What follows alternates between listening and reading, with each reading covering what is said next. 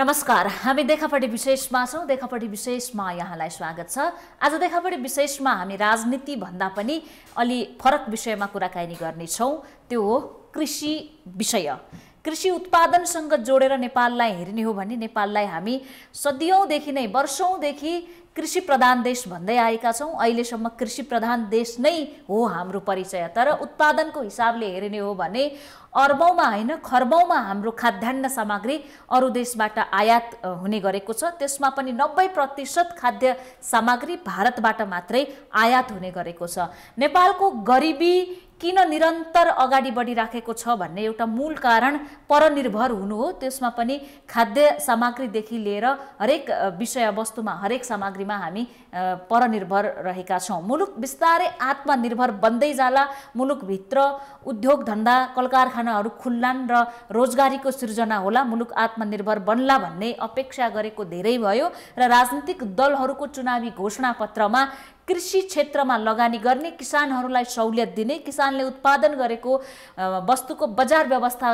Guarantee समेत गरिदिने कुराहरू लगातार एकपछि अर्को चुनावका घोषणापत्रमा प्राथमिकताका साथ समेटिँदै आएका छन्। तर निर्वाचन भइसकेपछि, सरकार बनिसकेपछि केही बजेट कृषि क्षेत्रलाई छुट्याइन्छ। त्यो हुने खाने र विशेष गरी कागजमा काम गर्नेहरूले पाइराखेका छन्। आज पनि नेपाली किसानहरूले पानी नपाएको गुनासो, मल, बिउ, बिजन र उत्पादन गरिसकेको कृषि सामग्री समयमै बजारमा बेच्न नपाउँदा त्यसलाई फाल्नु परेको अवस्थाका गुनासाका समाचारहरू हामी दिनानुदिन दिनै राखेका छौं। यस्तो अवस्थामा अहिलेको युवा पुस्ता पनि कृषि क्षेत्रमा सक्रिय बन्दै गएको छ। आज हामी यस्तो पात्रसँग कुराकानी गर्दैछौं जो पढाइको हिसाबले बीबीए पढ्नु भएको छ, कतार जानुभयो वैदेशिक रोजगारीमा। 2009 देखि 10 सम्म 1 वर्ष कतार जस्तो मरुभूमिलाई कसरी उर्वरा बनाउन सकियो र उत्पादनसँग कसरी जोड्न सकियो भन्ने कुराले उहाँको मन छोयो। त्यसपछि उहाँ स्वदेश फर्किनु भयो।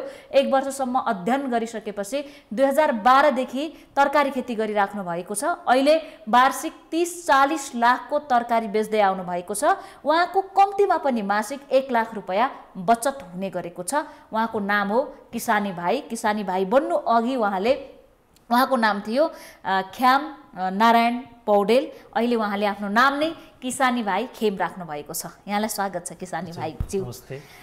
यहाँको कृषिको सुरुवात कसरी भयो? पढाइ राम्रै हो, बीबीए भनेको ब्याङ्किङ सेक्टरतिर जाने विषय पढ्नु भयो हो हैन?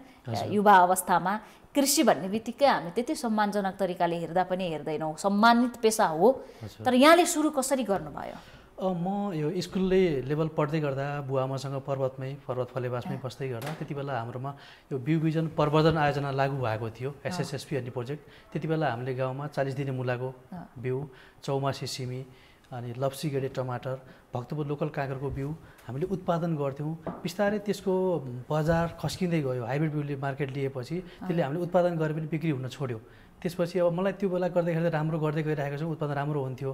किनभने अब फुल खेल्दै गर्दा, बिरुवा लगाउँदै गर्दा, फल्दै गर्दा, बेच्दै गर्दा त्यसको छुट्टै खालको एउटा आनन्द मैले लिइरहेको थिएँ। तर बजार खस्किँदै गइसकेपछि अब अलिकति वैदेशिक रोजगारको पनि आफूलाई पनि चासो आयो। विदेश गएर अलिकति केही कमाउँछु भनेर म विदेश गएँ।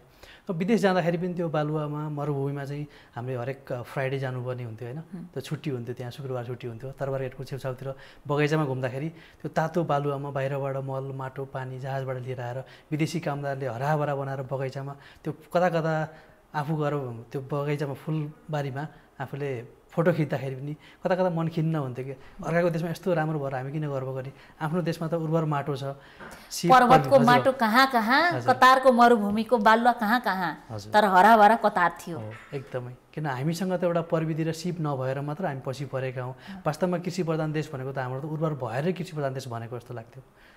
बाहिरबाट वैदेशिक रोजगारीमा जाने चाहना हुनु र गइसकेपछिको अनुभव चाहिँ कस्तो छ? जुन उद्देश्यले जानुभयो नि, यहाँको उद्देश्य त पैसा हो, नेपालभन्दा बढी पैसा कमाउँछु भनेर कतार जानुभयो, त्यहाँ पुगेपछि यहाँको अनुभव कस्तो रह्यो? त्यहाँ यस्तो छ, हामीलाई सुरुमा एउटा कम्पनीले कन्ट्याक्ट गर्दाखेरि त अब 8 देखि 10 घन्टा रेगुलर ड्युटी गर्नुपर्ने हुन्छ। अब त्योभन्दा बढी गरेको ओटी गर्नुपर्ने हुन्छ। तर जाने दुर्भाग्य कस्तो भइदियो भने जाने टाइम फिक्स हुन्थ्यो, तर आउने टाइम कहिले पनि फिक्स हुन्थेन हाम्रो चाहिँ। तर 12 घन्टा 13 घन्टा ड्युटी 10 घन्टा भनेको म्याक्सिमम कति हुने भयो दिनमा थाहा भएन। 12 घन्टा 14 घन्टा 16 घन्टा उनीहरूको कन्टिन्यू क्याटरिङ चल्यो भने त कुरा राख्न पाइन्थ्यो कि पाइँदैन थियो? पाइन्थ्यो, तर अब उनीहरूलाई चाहिँ प्रेसर थियो। त्यो एकदम फेस्टिभलको सिजन हुने कहिले के हुने, बाहिरबाट मान्छे लिएर आएको थिएन, हामीसँग लिमिटेड स्टाफमा चाहिँ काम गराएको थियो।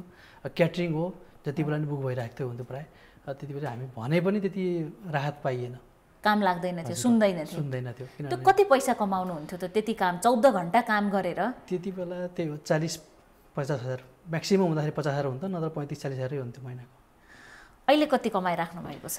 अहिले यस्तो हो, रेगुलर इयरली गर्दाखेरि त अब 1 लाखको हाराहारीमा जान्छ होइन, तर नर्मली चाहिँ 60-70 हजार त सजिलै कमाइ हुन्छ। घरमै बसेर? घरमै भन्दा नि अब परिवारसँगै बसेर फार्ममा। अनि यहाँ त BBA पढ्नु भएको साथीहरू ब्याङ्किङ सेक्टरतिर, धेरै त मोडलिङ सेक्टरतिर पनि रहेछन् होइन, त्यो क्षेत्रतिर। अनि कृषि गर्दाखेरि अहिले पनि हाम्रो नयाँ पुस्ताले कृषिमा आकर्षण देखेको छैन। म किसानको छोरो भन्न पनि हामी एकदम गौरवका साथ भन्न सक्दैनौँ। यहाँले चाहिँ कृषि नै पेसा किन रोज्नु भयो त? यस्तो म पहिलेबाट पनि यो कृषिमै लागिरहेको हुनाले मलाई एउटा अधुरो सपना जस्तो पनि थियो, भनौँ यसबाट केही गर्नुपर्छ। किनभने त्यति बेला मैले पैसा कमाउँ, यसबाट पैसा आउँछ भने देखिसकेको थिएँ कि, बिउ बेचेर, पर्वतमै हुँदा बिउ बेचेर बिरुवा बेचेर देखिसकेको थिएँ। तर बिचमा अलिकति ब्रेक भइसकेपछि म केही न केही त गर्नुपर्छ, मैले सिप प्रविधि सिकेर यसमा गरेँ भने यो भनेको लङ टर्म गर्न सकिने हो। किन परिवारसँगै बसेर काम गर्न सकिन्छ, परिवारसँगै चाडबाड मनाउन सकिन्छ, भनेको बेला घुम्न जान सकियो, आफ्ना इच्छा चाहना मार्नु परेन। जस्तो मैले तपाईँलाई भने पढ्दै गर्दाखेरि पनि मलाई मोडलिङको साह्रै सोख थियो। अहिले त्यो इच्छा चाहनाहरू मैले यता कमाउँदै पुरा गर्दै पनि गएको छु। अहिले म्युजिक भिडियो खेलिराख्नु भएको छ, कति खेल्नुभयो? म अहिलेसम्म 3वटा म्युजिक भिडियो खेलिसकेँ, भोलि पनि एउटा गीत रिलिज हुँदैछ। आधुनिक किसान, हामी त किसान भन्ने बित्तिकै नङ्ग्रा खिएका होला नि, हात खस्रा होला नि, त्यस्तो सोच्छौँ। अबको पुस्ताले खेती किसानीलाई कसरी बुझ्ने? यहाँले त आफ्नो नामै किसानी भाइ राखिदिनु भयो। मैले जबदेखि खेती सुरु गरेँ त्यसपछि मेरो आफ्नो नाम नै नामको अगाडि किसानी भाइ जोडेर किसानी भाइ खेम बनाएको छु। खास केही अर्थ छ? होइन, अब धेरै असले निकनेम एउटा चेन्ज गर्ने त्यति बेला ट्रेन्ड पनि थियो। अब कसैले साहित्यिक नाममा उदास राख्ने, कसैले विवश राख्ने, कसैले यस्तो राख्ने होइन। म चाहिँ अब खेती सुरु गरेँ भने चाहिँ अब खेतीसँगै सम्बन्धित केही राखौँ, किसानी भाइ राखौँ भनेर। त्यति बेला उमेर पनि अब सानै भएको हुनाले अब दाइ राख्नुभन्दा पनि भाइ नै राखौँ, किसानी भाइ राखौँ भनेर राखेँ। मलाई एकदमै नाम यो फलिफाप भयो। धेरैले यो नामले चिन्नुहुन्छ, मलाई किसानी खेम नारायण भनेर नचिन्नु होला होइन, तर मलाई किसानी भाइ भनेपछि धेरैले यो सेट गरेर चिन्नुहुन्छ। त्यो पनि एउटा खुसी लाग्छ मलाई। अनि बजार व्यवस्थापन हुनै सक्दैन भन्छन्, यहाँले उत्पादन गरेको तरकारीले बजार मूल्य र बजार पाइराखेको छ? यस्तो छ, हामीले चाहिँ विगत 5 वर्षदेखिको कालीमाटीको डेटा हेर्छौँ, तर हाम्रो सिजनमा चाहिँ कुन तरकारी कुन सिजनमा हुन्छ। जस्तो वैशाखबाट झन्डै मङ्सिरसम्म चाहिँ सागपातको आइटमहरूको मूल्य अलिकति बढी पर्छ। जस्तो तपाईँले सुनिरहेको कुरा पनि हो, कहिलेकाहीँ धनियाँ 400-500 रुपियाँ किलो परेको हुन्छ, साग 100-150 रुपियाँ मुठा परेको हुन्छ, काउली 100 देखि 150 रुपियाँ किलो परेको हुन्छ। त्यो बेलामा ट्याकल गरेर काम गरियो भने, अफ सिजन ट्याकल गर्ने, प्री सिजन गरेर काम गर्ने, अनि सकेसम्म आफूले चाहिँ रिटेल चेनमा चाहिँ बेच्न सकियो भने चाहिँ मूल्य पार्न सकिन्छ। किन अब ठुलो बजारहरूमा कालीमाटीमा बल्कुमा बेच्न पनि आफै जानुहुन्छ? बेच्न म जान्छु, प्रायः जान्छु म। किन? यस्तो छ कि हामीले एकदम 2 महिना 3 महिना 4 महिना 6 महिना दुःख गर्छौँ होइन, मरिमरि उत्पादन गर्छौँ, तर हामीलाई त्यो बेच्ने बेलामा जानेर हाम्रो क्यास कन्भर्ट पोइन्ट हो नि, त्यहाँ हामी चुकेर नै हामीले मूल्य कम पाउने हो कि। हामीले यत्रो मेहनत दुःख गर्न सक्छौँ भने एक दिन गएर बेच्दैमा हाम्रो किन इज्जत घट्ने त होइन नि त। हामीले त्योभन्दा न फार्ममा त हार्ड लेबरिस काम गरिरहेको हुन्छौँ, तर बेच्न जाँदाखेरि त हामीले बकाइदा राम्रो कपडा लान सक्छौँ, त बारीमा त झुत्र जाम्रो भएर त हुनु पर्दैन। त्यो आफ्नो सामान आफैले बेच्न सिकियो भने तपाईँको बजारको ट्रेन्ड के छ, आज कालीमाटी रेट के छ, ग्राहकले कस्तो रुचाइरहेको छ, आफूले त्यो फिडब्याक पनि आफैले लिन पाइयो कि। किन म त आफैले उत्पादन गर्ने कर्ता हो, मेरो ग्राहक कस्तो रहेछ, बजारमा कस्तो खालको ग्राहक रहेछ, मेरो तरकारी बजारमा जाँदाखेरि ग्राहकको रेस्पोन्स कस्तो रहेछ, त्यसले गर्दाखेरि म अझैले राम्रोसँग मार्केटिङ एउटा स्ट्राटेजी गर्न सघाउँछु। तर बजार चाहिँ एकदमै बजारसँग टाइप चाहिँ हुनैपर्ने हुन्छ किसान चाहिँ।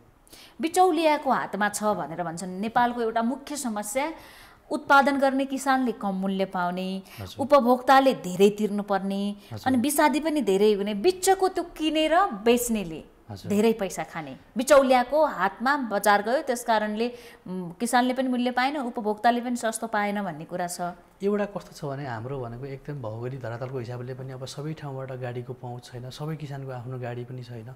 अनि अर्को भनेको लोड पुग्दैन कि।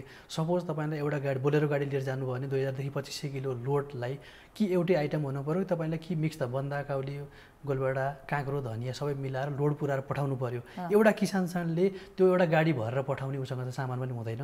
2-3जना किसानसँग जोडिएर काम गर्नु पऱ्यो, उसले आफूले सिधै ल्याउनु बजार पनि सक्दैन। त्यहाँबाट आउने सिटी बसमा अथवा स्थानीय बस बसहरूले पनि लिएर आउँदाखेरि अब ठोकिँदै आउने टाइम लाग्ने झन्झटिलो छ तर कसै न कसैमा वो टाइप हुनुपर्ने हुन्छ क्या तर हाम्रो एउटा समस्या के भएको छ भने बिचौलिया चाहिँ हुनैपर्ने हुन्छ किनभने उनीहरूले गर्दा नि हाम्रो तरकारीहरू बिकेको छ नि त त्यही भएर उनीहरूले ल्याएर मार्केटमा त ल्याइदिएको छ हाम्रो पहुँच त छैन बिचौलिया मूल्य कति फरक पर्छ यहाँहरूले उत्पादन गर्दा लगाउने मूल्य र उहाँहरूले एकपटक गाडीमा हालेर कालीमाटी पुर्याउने मूल्य उस्ता उस्तै हुन्छ अरे फाइदा अब झन्डै त्यो हामीलाई कालीमाटीको त्यो रेट भन्दा त हामी त 8-10 रुपियाँ कम नै पाएको हुन्छ तर मेरो एउटा स्ट्राटेजी के छ भने चाहिँ तपाईँले एउटा मात्र भेराइटी लगाएर कि एकदम गाडीलाई लोड गराइदिनुहोस् एउटा गाडीलाई पुग्ने लोड पुर्याइदिनुहोस् होइन भने तपाईँले एउटा गाडीलाई पुग्ने लोडलाई चाहिँ काँक्रो धनियाँ सिमी टमाटर एकदम मिक्स भेराइटी मिक्स भोल्युममा काम गरिदिनु भयो भने व्यापारी तपाईँसँग ओहो यो मान्छेमा यो फार्ममा गयो भने त सबै थरी आइटम पाइन्छ है अथवा त्यो व्यापारी नै नआए पनि तपाईँको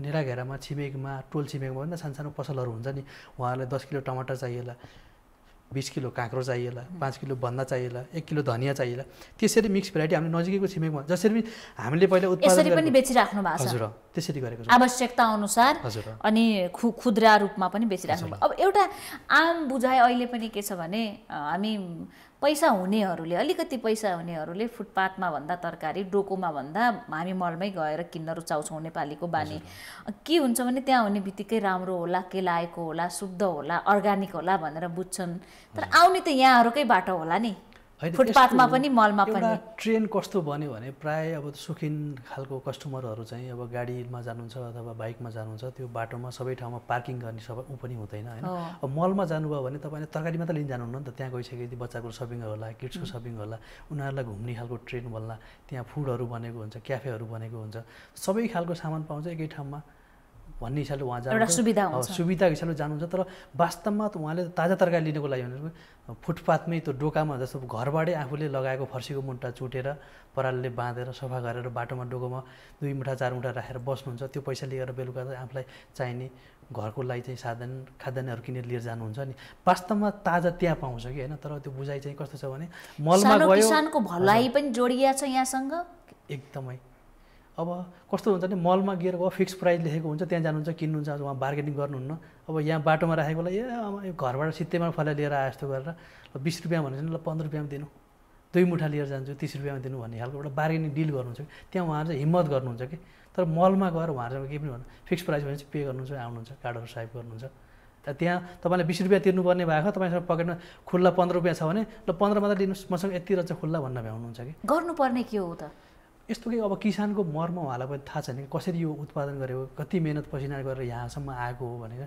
किसानले दैनिक उपार्जन हामीले कसरी आएको छ उहाँलाई त्यो हेक्का भएको छैन कि उहाँलाई दुःखको महसुस छैन बजारमा जानुभएको यो कताबाट आएको उहाँलाई पनि थाहा पनि छैन कि अलिकति किसानले यसरी मर्म छ उत्पादनलाई यसरी दुःख गर्नुपर्छ मेहनत गर्नुपर्ने हुन्छ यता साना किसानले यसरी उत्पादन गरेर यसले घर परिवार चलाएको छैन भने उहाँले चाहिँ हेक्का गर्नुभयो भने चाहिँ जहाँसम्म चाहिँ उहाँलाई रियाज हुन्छ होला चाहिँ हामीले किन्दै गर्दा पनि किसानको भलो हुन्छ किसानको आर्थिक अवस्था सहज हुन्छ भन्ने कुरालाई पनि पैसा हालेर पनि सेवा भइराखेको हुन्छ फुटपाथमा किनिदिँदा भन्ने कुरा हो सरकारले थुप्रै सहुलियत दिएको छ कृषि क्षेत्रलाई भनेर भनिन्छ अब यहाँको त प्रत्यक्ष अनुभव नै होला सुनौँ न त कति सहुलियत रहेछ के रहेछ सरकारले आज अहिले भन्दा विगत 4-5 वर्षदेखि त अब अनुदानको पनि राम्रो आएको छ हैन अब तालिमको सुविधाहरू पनि छ अब यातायात गाडीको साधनहरूलाई पनि उहाँले चाहिँ अनुदान दिनुभएको छ प्लस अब ब्याङ्किङहरूले पनि यो 2%, 3%, 5%मा आएको जति मिडियामा एकदमै सुन्न आकर्षक लाग्ने खालका समाचार बनेका छन् न्युजहरू आइरहेका हुन्छन् तर वास्तव किसानमा चाहिँ त्यो चाहिँ पुगेको छैन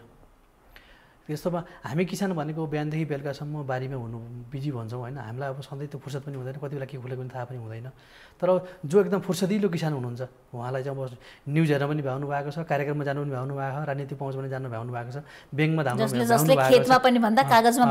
छ उहाँले झोलामै फार्म लिएर हिँड्नु भएको हुन्छ कि उहाँले अब धेरै ठाउँ बुझ्न भ्याउनुहुन्छ अनि उहाँले अब खर्च गरेर यहाँले सरकारी सुविधा लिनुभएको छ लोन बिजन तालिम त मैले धेरै लिएको छु अघिल्लो वर्ष पनि नागबाट मैले 10 दिने तालिम लिएको हो आवासीय तालिम लिएको हो अब योभन्दा पहिला मैले थोपा सिँचाइ पनि लिएको थिएँ अनुदान लिएको थिएँ एउटा ग्रिन हाउसमा पनि लिएको थिएँ अघिल्लोपल्ट मैले फार्ममा गर्दा त्यति हामी पार्टनरसिपमा थियौँ अहिले मैले सिङ्गल गरिसकेपछि अहिले त्यो मैले अप्रोच गरेको छैन अहिले भर्खर फार्म सेटअप गर्दैछु अब यसपछि नै अब साउन पछि चाहिँ अप्रोच गर्ने प्लानिङमा छु अहिले म अब कृषिलाई नै निरन्तरता दिनुहुन्छ। एकदमै मेरो झन्डै मुलुकको समृद्धि कृषिसँग जोडिएको छ कि छैन? एकदमै वास्तवमै छ, किनभने कृषि प्रधान देश भन्दै गर्दा हामी सबै बाहिरबाट आयात गरेर हरेकको चुलो बलेको छ। यहीँ अब आफ्नो उर्वर जमिनहरू चाहिँ बाँझो भएको छ, देशको जनशक्ति युवाहरू विदेश पलायन भएको छ।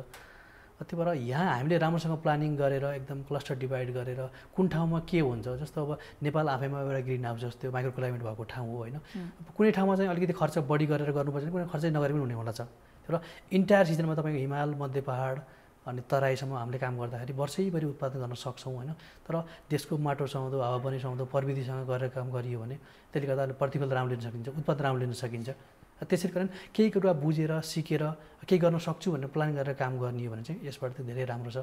सरकारले चाहिँ मलाई जहाँसम्म लाग्छ अरूभन्दा पनि अलिकति मार्केटिङ स्ट्राटेजी चाहिँ किसानको लागत मूल्य कति छ, ढुवानी, ट्रान्सपोर्ट सबै कुरा हेरेर व्यवस्थित तरिकाले बजार मूल्य व्यवस्थापन गर्यो भने चाहिँ अझ किसान अब धेरै नै यसमा चाहिँ अब आइराख्नु भएको पनि छ। एउटा हामी अब बुझ्छौँ के भने दिनदिनै हामीसँग तरकारी परीक्षण गर्ने हामीसँग साधन पनि छैन घरमा। हामी सुन्छौँ के भने अत्याधिक विषादी हुन्छ तरकारीमा, त्यही विषादीकै कारणले नेपालीको आयु घट्दैछ भन्ने पनि कुरा छ। तर गर्नुहुन्छ के त? अब हुन त यहाँले सिधै किन भन्नु होला कति विषादी हाल्छु भनेर, तर हामीले खाने कसरी, त्यो विषादी कति हाल्नुहुन्छ, कति हाल्छ? हाम्रोमा चाहिँ अब खुल्ला खेतीमा जस्तो तराईको जस्तो ठाउँमा अथवा खुल्ला खेतीमा चाहिँ विषादीहरूको प्रयोग एक व्यापक भएको पनि छ, कसैलाई जानकारी नभएर पनि हो।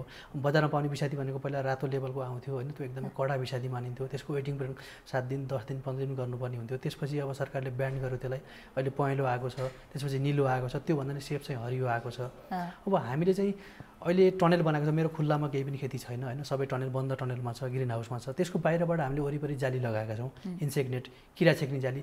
जति पनि रोग किरा आउने भनेको माउ पुतली किराहरू गएर त्यसमा भित्र गएर लार्वा पारेर फुल पारेर त्यसबाट किराहरू आएर रोगको प्रकोप बढी हुने हो। त्यो हामीले बाहिरबाट जाली लगाइसकेपछि केही हदसम्म त्यो कन्ट्रोल भएको हुन्छ।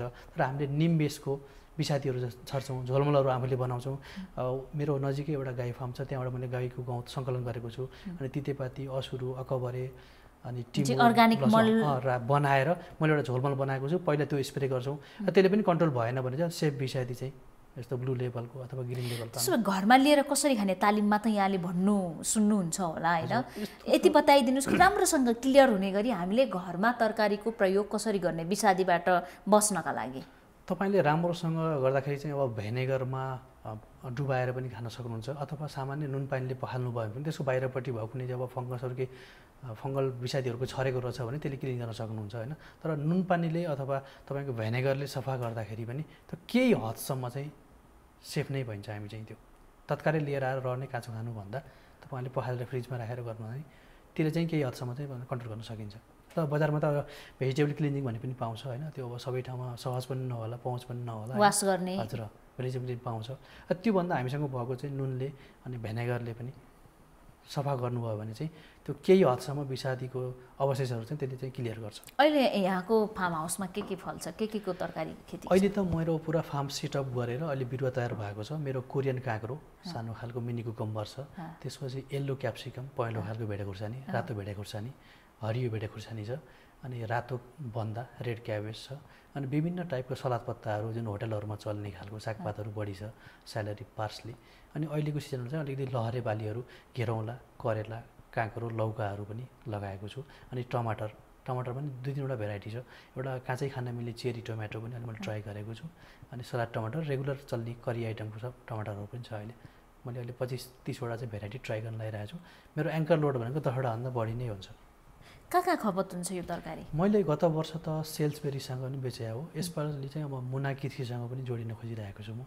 मुना कृषि बिग मार्ट पनि बेचेको, योभन्दा पहिला गोल्यान माटोसँग पनि मैले काम गरेँ। र त्योभन्दा पहिला अब जस्तो कालीमाटीबाट बल्खुबाट ल्याएर अलिक राम्रोसँग सजाएर अलिकति मूल्य बढी पार्ने खालको, जस्तो हाउजिङ कोलोनीको साइडतिर, अब स्कुलको साइडतिर जुनहरूले राम्रो खालको रिटेल चेनमा बेचिराख्नु भएको छ उहाँहरूलाई टार्गेट गरेर सकेसम्म त्यो चेनमा भन्दा पनि अलि रिटेल चेनमा चाहिँ, जस्तो उहाँहरूले पनि कालीमाटीबाट लिएर 2-4 पैसा थपेर लिएर आउनुहुन्छ भने बरु डाइरेक्ट उहाँलाई फ्रेस दिन सकियो भने चाहिँ एक त मेरो एउटा चेनै ब्रेक भयो। मलाई कालीमाटी गएर त्योमा सामान फेरि ठोकिँदै मेरो नेराघाटामा आउनु पनि परेन, बासी पनि गर्नु परेन, घुम्न पनि परेन। यहाँ कस्तो भएको छ भने उत्पादन हुन्छ, जस्तो अब हाम्रो काठमाडौँ, भक्तपुर, ललितपुर, भ्यालीभरिको तरकारी सबै ठाउँबाट कलेक्सन हुन्छ, एकपल्ट कालीमाटी बल्खु जान्छ, अनि त्यही तरकारी फेरि घुम्दै ठोकिँदै हाम्रो नेराहरूको तरकारीहरूमा किराना पसलहरूमा गएको छ, पसलमा। अब त्यो खालको पहुँच अब उहाँहरूलाई पनि 2 किलो 3 किलो हामीले सबै ठाउँमा पहुँच पनि गाह्रो छ होइन, पुर्याउन पनि गाह्रो छ।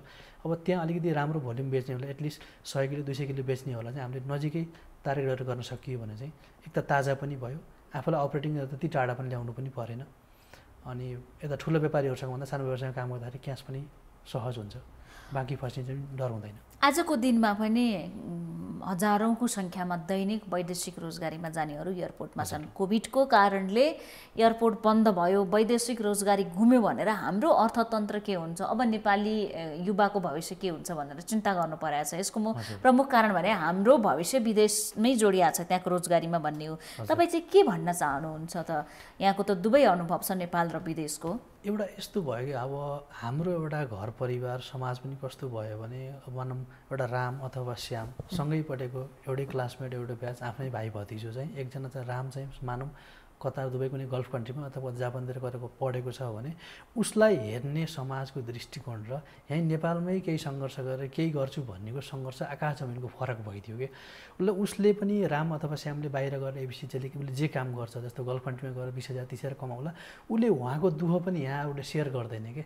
उहाँ विदेश बस्दाखेरि चाहिँ अब घुम्न गएका फोटोहरू, इभन कम्पनीमा लगाएको ड्रेसको फोटो पनि उसले हाल्दैन कि फेसबुकमा सञ्जालहरूमा हाल्दैन, उसलाई दुःखहरू पनि सेयर गर्दैन। तर आउँदाखेरि ऊ सुटबुट भएर आएको हुन्छ, लगेज लिएर आएको हुन्छ, लाभ्रे बन्नले आइरहेको हुन्छ। अब समाजले हेर्दाखेरि उसले यति कट्ठा जमिन किन्यो, यति कमायो भन्ने खालको कुरा हुन्छ नि त। तर यहीँ मिहिनेत गरिरहेको हुन्छ, आफ्नो परिवारसँग छ, बाबुलाई दुःख परेको बेला, आमालाई दुःख परेको बेला, बच्चालाई दुःख परेको बेला चाहिँ उसले हेरेको छ, सँगै फेस्टिभल मनाएको, अब त्यो झात्रे लुगा पनि लगाएको छ, देखेको छ, समाजमा परेको बेला समाजको काम पनि गर्न भ्याएको छ। त्यो बेलामा त्यो सबै कुरा पैसासँग तुलना गर्दाखेरि चाहिँ अब कता कता यहाँ गरिरहेको मान्छेलाई मन खिन्न हुन्छ, बाहिरबाट आएकोलाई पनि। एउटा कुरा चाहिँ यहाँले जोडिहाल्नु भयो, धेरै जसोले के भन्छन् भने सक्ने भए विदेशमा कुन ठाउँमा काम गर्छौ, काम गर्दै गरेको फोटो अपलोड गर न, समुद्रकै छेउमा गएर खाली चौरमा गएर गाडी चढेको मात्रै फोटो, चिटिक्क परेको फोटो किन हाल्छौ, आफ्नो वर्क प्लेसको फोटो हाल भनेर पनि भन्छन्। त्यहाँ यथार्थता के छ त? किन त्यो फोटो अपलोड गर्न सक्दैनौँ? एक त त्यहाँ एउटा यति स्ट्रिक्ट छ कि टाइमको, त्यहाँ टाइम इज मनी छ, टाइम भ्यालु छ। उनीहरूलाई चाहिँ लकरमै, उनीहरू ड्युटी जाने बित्तिकै चाहिँ उनीहरूको लकरमा मोबाइल, हामी पनि लकरमा मोबाइल राख्थ्यौँ, ड्युटी जाने बित्तिकै खल्तीमै मोबाइल बोकेर एक गिलास पानी पिउँदै फेसबुक चलाउँदै विदेशमा काम गर्न पाइँदैन। भनेको बेलामा ड्युटी चाहिँ ड्युटी के, तपाईँले लकरमा मोबाइल राखेर तपाईँको आइडी कार्ड भित्र जाने हो, ड्युटी सकिएपछि आफ्नो लकरबाट मोबाइल लिएर आयो। उनीहरूले चाहिँ बाहिरबाट इनकेस दुःख सेयर गर्यो, जस्तो अब मेरो दाइ अथवा कोही भाइ गएको छ अथवा मनै गएको छ भने त्यहाँ दुःख छ, 2 घन्टा 4 घन्टा मात्र काम गर्ने होइन, छुट्टीको कुरा हुँदैन, बिरामी भएको मात्रै सबै साथीहरू चाहिँ ड्युटीमा गएको हुन्छ, आफू बिरामी एक्लै कोठामा बस्नु पर्ने, त्यो बेला कति पीडा हुन्छ होला, घर परेको याद आउँछ होइन। तर मेहनत गर्दा त्यहाँको पैसा छ, ओटी गर्न सकियो भने राम्रो छ। तर त्यति हामीले यहीँ गऱ्यौँ भने त सुरुमै वर्ष चाहिँ पहिलो वर्ष नहेरौँ कि, 1 वर्ष हामीले मेहनत गरौँ, त्यसको बारेमा सिकौँ, बुझौँ, अनि स्केलअप गर्दै जाउँ। पछि गर्दाखेरि त विदेशबाट फर्केर आएर नि त आखिर गर्ने त केही न केही त गर्नै पर्ने हुन्छ, कि होटल खोल्नु पर्ला, कि पसल गर्नु पर्ला, कि अरू व्यवसाय गर्नु पर्ला, कि गाडी नै चलाउनु पर्ला। फेरि फर्केर आएर केही न केही गर्नुपर्ने छ भने त अहिलेबाट सङ्घर्ष गरौँ न, सानोबाट गरौँ न त, गर्दै जाउँ। आफ्नो पर्ने सबै कुरा, देश परिवेश यहाँको माहौल बुझिन्छ, आफू उद्यमी बन्न सकिन्छ। अनि एकदमै तत्कालै छिटो प्रतिफल खोजेको भएर पनि धेरै बाहिर जान्छ कि मान्छेहरू चाहिँ। यहाँ चाहिँ विदेश गयो भने एटलिस्ट महिनाको अन्तिममा पैसा त आउँछ भन्ने खालको मात्रै कन्सेप्ट, छिटो पैसा आउँछ हातमा भन्ने कुरा भयो। यहाँ गर्दाखेरि चाहिँ तपाईँलाई चल्न सजिलो भएको छ भने बिस्तारै गर्दै जाँदाखेरि त आफै बिस्तारै व्यापार त बढ्दै जाने हो। जागिर त लिमिट हुन्छ नि त, तर व्यापार भनेको त अनलिमिट छ नि त, बिस्तारै स्केल गर्न जान सकिन्छ। यहाँको अनुभवले चाहिँ के भन्छ, अरूको अन्डरमा काम गर्नु एज अ इम्प्लोइ र आफै मालिक भएर काम गर्नु, किसान यस्तो तपाईँ एउटा त्यस्तै खालको सेवा सुविधा भएको ठाउँमा हुनुहुन्छ भने, किन कसै न कसैको अन्डरमा बसेर काम गर्नुपर्ने हुन्छ होइन, किन अब सबै उद्यमी बन्न पनि सम्भव छैन होइन, बन्नुपर्ने हुन्छ। तपाईँलाई त्यहाँबाट प्रतिफल राम्रो भयो, तपाईँको स्टेटस राम्रो छ भने चाहिँ गर्नुहोस् होइन। तर विदेशमा गएर पनि तपाईँले केही कुरा बुझ्नु, तपाईँ मानव मेसिनरी मेकानिजममा जानुभएको छ, होटल लाइनमा जानुभएको छ, अथवा प्रोडक्सन सेन्टरमा केसीमा जानुभएको छ भने त्यो सबै कुरा सिपहरू नेपालमा आएर मेसिनहरू त्यस्तो पनि इक्विपमेन्ट छैन, त्यो यहाँ नहोला होइन।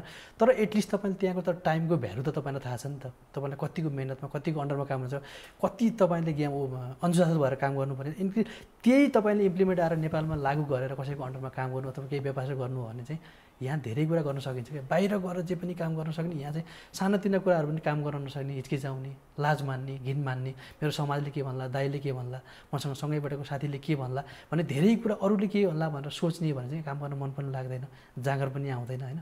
तर आफूले अरूको मतलब केही पनि छैन, मैले केही गर्छु, गरेर देखाउँछु, मेरो घर परिवार समाजलाई केही गरेर देखाउँछु भन्ने आफूले हिम्मत राखेर केही कुरा सिकेर बुझेर म यसमा यो वर्ष असफल भयो भने पनि अर्को वर्ष मैले केही गरेर गर्छु है भने तपाईँले लङ टर्म प्लान गरेर काम गर्नु भने कृषि लगायत धेरै पशुपालन पनि राम्रो छ, कुखुरामा पनि राम्रो छ।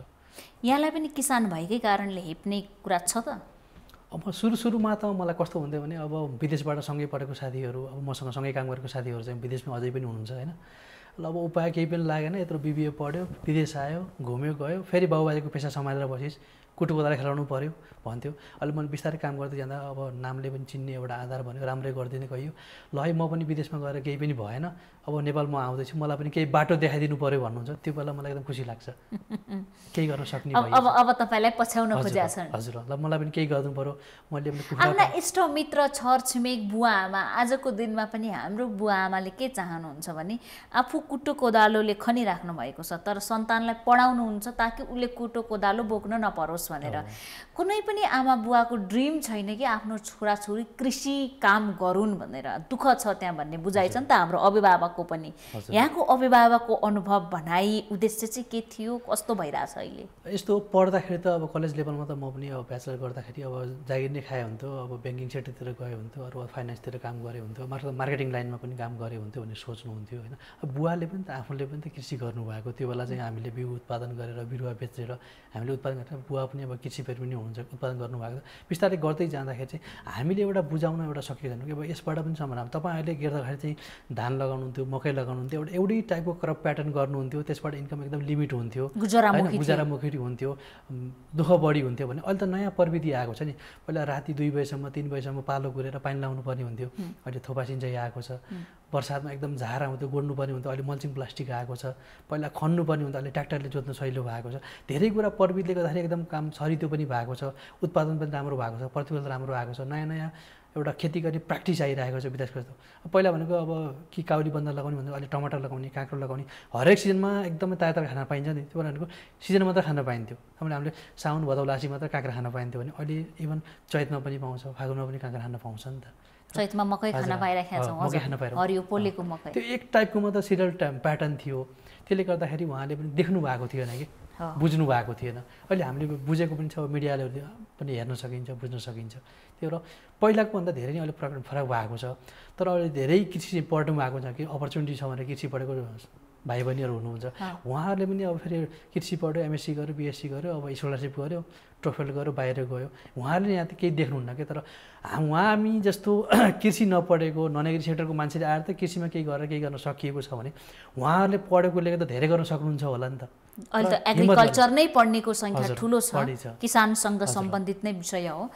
जस्तो कि अहिले पनि हाम्रो परिवेशमा हेर्ने हो भने गुजरामुखी कृषि धेरै छ। हरेक परिवार थोरै न थोरै कृषिसँग जोडिएको छ, न बेच्न सक्छ न वर्षभरि खाना कमाउन सक्छ।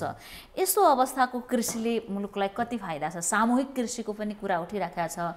सामूहिक कृषिमा फाइदा छ त त्यसो भए? होइन, सामूहिक कृषि गर्दा तपाईँले एउटा घरमा चाहिँ मानौँ 2 कट्ठा 4 कट्ठामा खेती गर्नुहुन्छ, तपाईँको टाइम लाग्ने भनेको त्यति नै हो। उत्पादन आउने भने लिमिट 6 महिनामै हाम्रो खेती पाक्छ, त्यति नै हुन्छ। तर चक्लाबन्दी गरेर 2 बिघा 4 बिघा 5 बिघा गर्नुभन्दा तपाईँले त्यहाँ एउटा ठुलो स्केलमा काम गर्न सक्ने हो, मेसिनले काम गर्न सकियो, मेकानिजममा काम गर्न सकियो। तपाईँले खनेर गर्नु पर्दैन, त्यहाँ ट्र्याक्टर हुन्छ, ठुलो मेसिनले जोत्न पाउनुभयो, रोटाभेटरले मास्नुहरू मसिनो बनाउनु पाउनुभयो, ड्याङ बनाउने, मल्चिङ गराउने काम गर्न सकियो। ठुल्ठुला ग्रिन हाउसहरू भएर एकैजनाले बिरुवा राखेर सबैलाई त्यो 2 बिघा 4 बिघामा काम गर्न सक्नुभयो। सामूहिक पहल गर्दाखेरि चाहिँ अब उत्पादन बढी हुन्छ।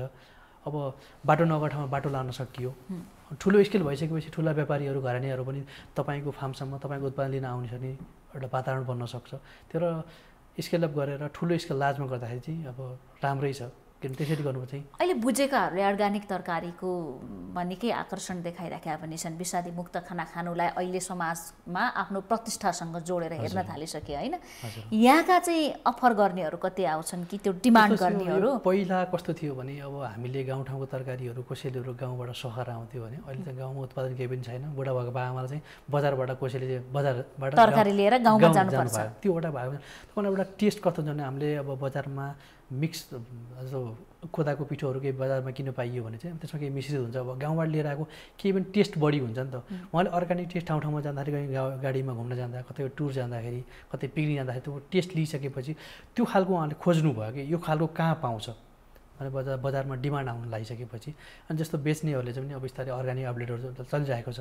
यसले गर्दाखेरि एकदम साना स्मल किसानहरू अब गाउँतिरको दुधको जस्तो ओखरको कुरा अब अरू विभिन्न टाइपको टिमुरहरू कुराहरू छ नि बिस्तारै एउटा ट्रेन्ड चलिरहेको छ कि अझै जस्तो अनदीको चामलहरू पोखराको जेठो बुढो चामल अहिले फेमस नै भइसकेको छ। यही मार्सी नै विगतमा पाहुना आउँदा नखुवाउने चामल हो नि त यो त होइन हेर्दामा राम्रो छैन उहाँहरूले चाहिँ बुझ्नु भयो कि त्यो खाइसकेपछि अब आफूलाई इनर्जी लेभल कस्तो छ डाइजेस्ट कस्तो छ त्यो त्यहाँबाट फाइदा कति छ बेनिफिट बुझ्दै गइसकेपछि अहिले त्यसको भ्यालु बढ्दै गयो राम्रो ट्रेन्डहरू चलिरहेको छ।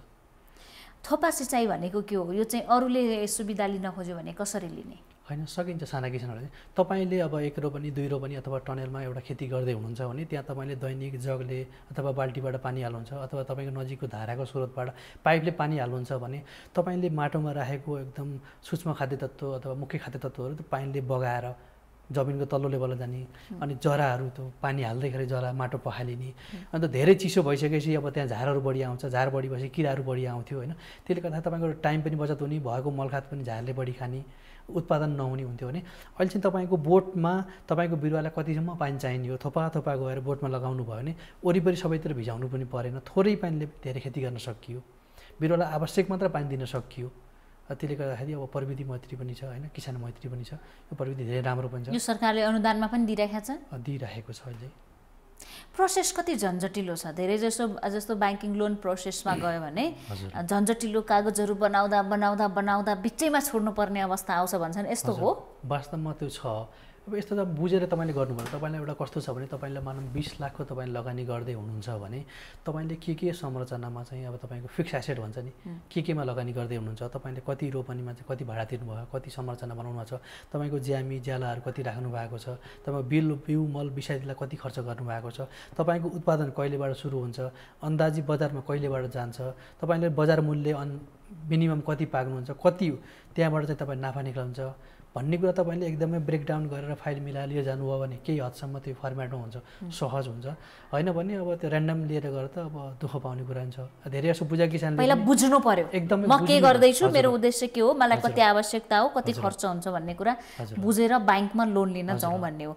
ब्याङ्कले सजिलै दिइरहेको छ त अवस्था हेरेर? सजिलै त छैन। मैले पनि विगत झन्डै 4-5 महिना भइसक्यो त्यो फाइल मैले बुझाएको कहिले के पुग्दैन भन्नुहुन्छ कहिले तपाईँको फर्मेट पुगे हुन्छ कहिले मेरो फेरि आउट अफ भ्यालीको कुलाटर हो कहिले कुलाटरले धान्दैन भन्नुहुन्छ एकदम धेरै झन्डैलो भइरहेको छ मलाई होइन म आफै पनि पीडित छु।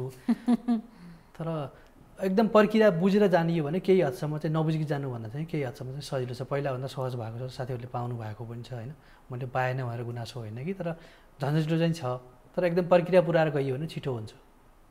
त्यो वर्षभरि हामी के भन्छौँ भने मिडियामा विशेष गरी किसानी काम गर्नुपर्छ कृषि प्रधान देश हो किसानी काममा चाहिँ संलग्न हौँ भनेर भन्छौँ तर पीडा कति छ त वास्तवमै जसरी हामी सजिलै भनिदिन्छौँ नि यो भएन त्यो भएन यो हुनुपर्थ्यो त्यो हुनुपर्थ्यो किसानका पीडा कस्ता हुन्छन्? किसानको पीडा यस्तो छ एउटा सबैभन्दा पहिला भनेको यो अहिले लकडाउन लाग्यो कोभिडले गर्दाखेरि भनेको बेलामा मल बिउ विषादी पाइएन अनि अब तरकारीहरूको चाहिँ त्यति सहजै गाडी पनि चलेन कि किनभने अब तरकारी त ढुवानी गर्नुपर्ने हुन्छ अब सामानहरू ढुवानी गर्नुपर्ने हुन्छ होइन त्यो बेलामा चाहिँ गाडी राम्रोसँग चलेन अनि अब मान्छेहरू टाढा टाढाबाट बसमा आउँथ्यो साइकलमा आउँथ्यो आफ्नो साधनमा आउँथ्यो काम गर्नलाई सबैलाई रुममै त्यही क्वार्टरमै दिएर पाल्न पनि सकिँदैन होइन बाहिरबाट ल्याएर काम गराउने हो त कामदारको पनि पाइन्छ अनि यसमा चाहिँ एकदम स्किल म्यान पावर नै छैन कि अब मलाई सबैभन्दा दुःख लाग्ने कुरा भएको कामदार छैन।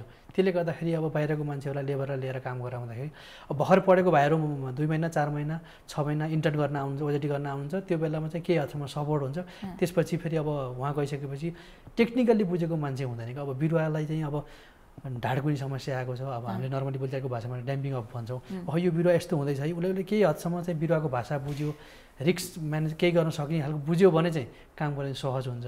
उसले सिप पनि केही पनि थाहा छैन ऱ्यान्डमली काम गर्दाखेरि चाहिँ अब अहिले सिटिभिटीबाट चाहिँ यो थुप्रै तालिमहरू भइराखेको छ कोर्सकै रूपमा पढाइ नै अगाडि बढाएको छ भन्ने छ त्यसको इन्टर्नहरू पनि आउँछ? मेरोमा चाहिँ अहिले 4 जना इन्टर्न हुनुहुन्छ यता कैलालीबाट आउनु भएको छ 2 जना लेडिज हुनुहुन्छ 2 जना जेन्ट्स चाहिँ उहाँहरू चाहिँ 6 महिना बस्नुहुन्छ मेरोमा चाहिँ 18 महिना पिजिटी पढेर योभन्दा पहिला चाहिँ आइसिएजी पढेर आएको भाइहरू हुनुहुन्थ्यो, उहाँहरू चाहिँ अहिले स्टाफ बनिसक्नु भएको छ मेरोमा चाहिँ। त्यही काम रोजगारी दिनुभएको छ। जम्मा कतिजनाले काम गर्छन् त्यहाँ? अहिले 6 जनालाई रोजगारी। 6 जना, मसँग चाहिँ 7 जना। 7 जनाले दैनिक काम गरिराख्नु भएको। अब सधैँ यस्तो छ, सधैँ फुर्सद पनि हुँदैन, सधैँ काम पनि हुन्न भन्ने जस्तो छ कि अब कहिले एकदमै कामको लोड हुन्छ, बिरुवा राख्ने बेलामा, मलखा गर्ने टिप्ने बेलामा चाहिँ लोड हुन्छ। अब कुनै बेला चाहिँ अलिकति सहज पनि हुन्छ, खुकुलो पनि हुन्छ, त्यति प्रेसर पनि हुँदैन होइन। तर फुर्सदिलो भएर दैनिक 2 दिन छोडेर चाहिँ हिँड्न मिल्दैन, किन केही न केही चाहिँ हेर्नै पर्ने हुन्छ त्यहाँ चाहिँ। स्याहार सुसार गर्नु पर्यो, गर्ने पनि हुन्छ। रोकिरहेको प्रकोप हुनसक्छ, कतै झार आएको हुनसक्छ, कतै फुल खेल्दै गरेको हुन्छ, कतै टमाटरको हाँगाहरू पातहरू काट्नुपर्ने भएको हुन्छ, कतै सडनली फङ्गसहरू रोगहरू लागेको हुन्छ, त्योहरूलाई गर्नु पऱ्यो। त्यो त अब फैलिने खालको सरुवा रोगहरू हुन्छ होइन। त्यो अब अलिकति 2-4वटा बोटमा लाउँदै हामीले हेक्का गरियो र ख्याल गरियो भने चाहिँ अरूमा चाहिँ फैलिन पाउँदैन, अलि क्षति न्यूनीकरण बढी हुन्छ। अबको आगामी चाहिँ नि यहाँको उद्देश्य खेती किसानी नै गर्ने हो? मेरो किसान योभन्दा पहिला म झन्डै 7-8 वर्ष साथीहरूसँग पार्टनरसिपमा बढी काम गरेँ। अब कहिले के नमिल्ने, कहिले के नमिल्ने, ठुलो स्केलमा पनि काम गरियो, सानो स्केलमा पनि काम गरियो। अहिले मैले आफ्नो हिसाबले अब पार्टनरमा धेरै पटक आफूले सोचे जस्तो हुन नसकेपछि मैले अहिले सिङ्गल मेरो एउटा किसान एग्रो बास्केट एन्ड रिसर्च प्रणाली कम्पनी दर्ता गरेर 15 बनिया फार्मिङ गरिरहेको छु। मेरो त्यहाँ अहिले 60% भनेको मेरो उत्पादनै गर्ने हो, एङ्कर लोड नै गर्ने हो, विभिन्न खालको उच्च मूल्य पनि तरकारीहरू उत्पादन गर्ने, त्यसको बजारीकरण पनि सकेसम्म आफैले लेबलिङ गरेर प्याकिङ गरेर ग्रेडिङ गरेर बेच्ने एउटा मेरो प्लानिङ छ। त्यसपछि मैले अर्को भनेको मेरो 3वटा ग्रिन हाउस छ, त्यहाँबाट बिरुवा उत्पादन गर्ने, तपाईँको सिजनभरि अफ सिजन वर्षभरिलाई चाहिने आफ्नो कमिटीलाई अब अथवा कौशी खेती गर्नेहरूलाई, अरू किसानहरूलाई चाहिँ बिरुवा सेल गर्ने। अनि त्यहाँ मैले ट्रेनिङ पनि चलाउँछु अहिले। मैले आफूले जानेको चाहिँ अब कोही विदेशबाट फर्केर आएको हुनुहुन्छ, कोही खेती गर्दै गरेको हुन्छ, आइडिया नभएको हुनुहुन्छ होइन, उहाँहरूलाई पनि ट्रेनिङ दिने मेरो फार्मबाट सिपमूलक तालिम पनि दिइराख्नु भएको छ। मैले एउटा ब्याच चलाइसकेँ, अस्ति 13 जनालाई तालिम दिनुभयो। अब उहाँहरू आउनुहुन्छ, उहाँलाई कसैलाई बिउ चाहिन्छ, कसैलाई बिउ पिसादी चाहिन्छ, मल चाहिन्छ। त्यसो भने त्यसको अर्थ अब कृषिमा आकर्षण बढ्दैछ भन्ने पनि हो, ट्रेनिङै लिन आइपुग्नुहुन्छ भने त सुरुवात त भयो नि। एकदम आकर्षक एकदमै बढ्दो छ। धेरै जसो मान्छेहरूले चाहिँ अब अहिले एउटा मिडियामा पनि कस्तो छ भने अब बोयर गोठ पालेर यति आम्दानी भएको छ, तरकारी खेतीबाट यति आम्दानी, टर्की पालेर यति आम्दानी, गाईबाट यति आम्दानी, एउटा एकदम उद्यमशील सफल किसानहरूको एउटा स्टोरी आएको छ। त्यसले गर्दाखेरि एउटा आकर्षक बढेको छ। तर स्टोरीको पछाडि पनि कस्तो छ, उहाँले कसरी दुःख गर्नुभएको, उहाँले त्यति सफल हुने बेलासम्मलाई उहाँले के मिहिनेत गर्नु पऱ्यो, कस्ता कठिनाइहरू भोग्नु पऱ्यो।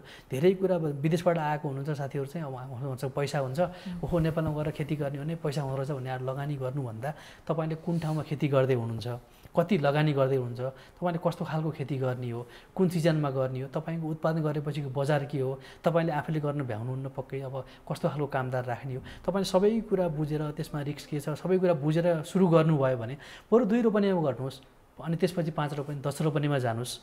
त्यसरी काम गर्नुभयो भने चाहिँ सफल हुनुहुन्छ कि। अब 81 अन्धाधुन्दा आउनुहुन्छ, लगानी गर्नुहुन्छ, तपाईँको असारमा आएर लगानी गर्नु, त्यो बेला बर्सातको पनि के हुन्छ, कुन बेला के हुन्छ पनि थाहा हुँदैन कि उहाँहरूलाई चाहिँ डुबाइहाल्नुहुन्छ पैसा भएको पनि। ल मानौँ सबै उहाँहरू मङ्सिरमा अरूलाई देखेर होसिएर कृषि गर्नु हुँदैन, सम्भावना हेरेर बुझेर सिकेर काम गर्नुभयो भने अवश्य सफल भइन्छ। अब अन्त्यमा छौँ, आम जो कृषि क्षेत्रमा आउन खोज्दै हुनुहुन्छ वा इन्भल्भ हुनुहुन्छ अलरेडी, उहाँहरूलाई चाहिँ यहाँले के भन्न चाहनुहुन्छ? यो खेती किसानी गर्ने भनेको के हो, यसबाट लाभ कसरी लिन सकिन्छ र हामी वैदेशिक रोजगारीमा जान मात्रै उत्साहित हुनुभन्दा आफ्नै मुलुकमा केही गरेर घर परिवारसँगै बसेर केही आम्दानी पनि कसरी गर्न सक्छौँ? यस्तो छ, धेरै यस्तो साथीहरू बाहिरबाट आउँदा कस्तो सोच्नुहुन्छ भने अब खेती तरकारी खेती गर्ने भन्ने बित्तिकै अब खेतीमा धेरै कुरा आउँछ, पशुपालन पनि खेती नै हो होइन, तरकारी खेती हुन्छ, फलफुल खेती हुन्छ, नर्सरी फुल खेतीहरू हुन्छ। उहाँहरूले एकदमै भिजन क्लियरै भएको हुँदैन कि ओहो गाईमा पनि राम्रो देख्नुहुन्छ, उहाँले बाख्रामा पनि राम्रो देख्नुहुन्छ, कुखुरामा पनि राम्रो देख्नुहुन्छ, तरकारी पनि राम्रै छ, फल जे पनि हेर्दा उहाँले सम्भावना मात्रै देख्नुहुन्छ होइन। तर आफूले के गर्न सकिन्छ त, पशुपालन गर्नलाई एकदमै बिहानदेखि बेलुकासम्म खटिनु पर्ने हुन्छ, गोबर फाल्नु पऱ्यो, दुध दुहुनु पऱ्यो, एकदमै धेरै कुरा तरकारीमा भन्दा धेरै कुरा ख्याल गर्नुपर्ने हुन्छ होइन।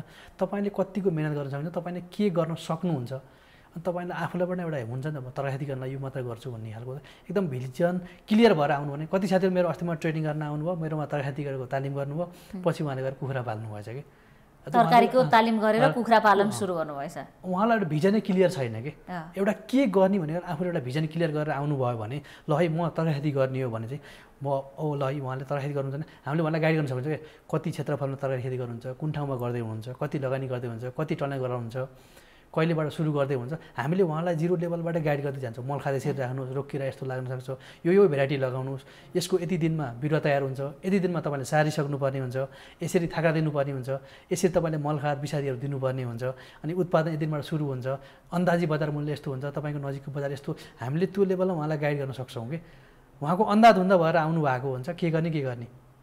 उहाँले भैँसी पाल्न पनि राम्रो देख्नु भएको छ, गाई पनि राम्रो देख्नु भएको छ, कुखुरा पनि राम्रो देख्नु भएको छ, तरकारी राम्रो देख्नु भएको छ। अब कसैले किवी लगाइरहेको छ, किवी राम्रो देख्नु, कसैले फुल खेती गर्नुभएको छ, ओहो फुलमा पनि राम्रो कमाइराख्नु भएको। तर एकदम भिजन क्लियर गरेर मैले के गर्ने कन्फर्म गरेर आउनुभयो भने चाहिँ बुझेर सिकेर गर्नु भने एकदम राम्रो छ। तर अन्धाधुन्दा आएर लगानी चाहिँ नगर्नुहोस् भन्न चाहन्छु म चाहिँ। एक कुरा बुझेर, बरु किसानसँग बुझेर हुन्छ कि अब सम्बन्धित निकायहरूसँग गएर बुझेर हुन्छ कि सरकारले चाहिँ के सहुलियत दियो, के गरिदियो भने किसानहरूलाई ठिक हुन्छ र मुलुक आत्मनिर्भरतर्फ उन्मुख पनि होला त?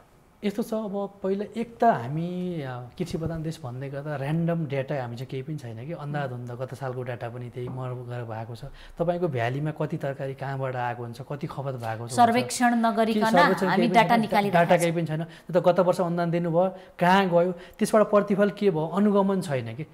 अन्धाधुन्दा सरकारको ढुकुटीबाट पैसा गएको छ, खर्च भएको छ, अब पाउने किसानहरूले फाइदा पनि पाउनु भएको छ होइन, त्यसबाट उत्पादन बढेको पनि छ। तर त्यो अनुगमन भएको छैन कि त्यो कतिको प्रभावकारी छ। हामीले गत वर्ष यस्तो यस्तो कार्यक्रम लिएर आउँ, यतिजना किसानलाई काम गऱ्यौँ, त्यसबाट राज्यको खर्च भइसकेपछि कतिको प्रतिफल पाउनु त। यस्ता खालको कार्यक्रम चाहिँ अर्को वर्ष गर्दाखेरि चाहिँ प्रभावकारी हुन्छन् हुँदैनन् भन्ने हिसाबले नियमित अनुगमन गरेर किसानसँग सहकार्य गर्दै नीति निर्माण बनाउँदाखेरि किसानको राय सल्लाह बुझेर, अब ठुल्ठुला होटलहरूमा गरेका हुन्छन् होइन, राजनीतिक पार्टीहरूको मान्छेहरू आएको हुन्छ, अब एकदम पहुँचवाला किसानहरू गएका हुन्छ, उहाँले जे भन्नुभयो त्यही भनेको हुन्छ। तर वास्तविक किसानलाई पनि त्यस्ता खालको कार्यक्रममा समेटेर नीति नियम पोलिसी बनाएर अब के गर्दा हुन्छ त भन्ने खालको त्यसरी निचोड गरेर काम गर्न सकियो भने चाहिँ अझ प्रभावकारी बन्ला जस्तो हुन्थ्यो। यो महत्त्वपूर्ण समयका लागि धेरै धेरै धन्यवाद यहाँलाई। हस् धन्यवाद, मेरो आफ्नो सबै कुरा जान दिनुभयो, यसको लागि एकदम आभारी छु। धन्यवाद। हामी देखापट्टि विशेषमा थियौँ, किसानी भाइ खेमसँग कुराकानी गरिरहेका थियौँ।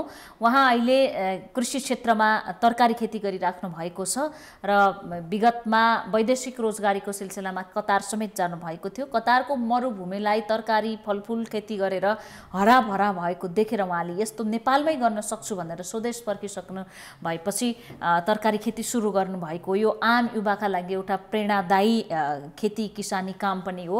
आजको दिनमा खेती काम गरेर किसानी काम गरेर आम्दानी हुँदैन भन्नेहरूका लागि उहाँ एउटा राम्रो उदाहरण पनि बन्नुभएको छ। वार्षिक 30-40 लाख बराबरको तरकारी कारोबार गरिरहँदा उहाँलाई कम्तीमा पनि हरेक महिना 1 लाख बराबरको नाफा लिन्छु भनेर पनि भनिसक्नु भएको छ। अहिले वैदेशिक रोजगारीमा जान खोज्नेहरूले अर्थात् विदेशमा पनि गइसकेपछि त्यो सिपलाई नेपालमा आइसकेपछि कसरी प्रयोग गर्ने भन्ने कुराको ध्यान दिने हो। सरकारले आफूले दिएको सहुलियतलाई कहाँ कसरी खर्च भइराखेको छ र त्यसको प्रतिफल के छ भनेर राम्रोसँग अनुगमन गरिदिने हो भने कृषि क्षेत्रमा राम्रो आम्दानी गर्न सकिन्छ भनेर पनि उहाँले नेपाल बाहिर पढेर बिबिए पढिसक्नु भएको छ।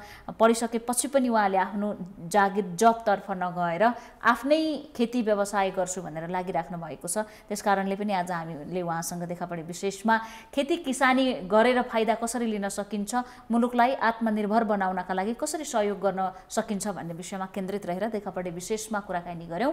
उहाँसँगै देखापरेको विशेषबाट आज हामी सबै बिदा चाहन्छौँ। भोलि नयाँ पात्रका साथ उपस्थित हुनेछौँ।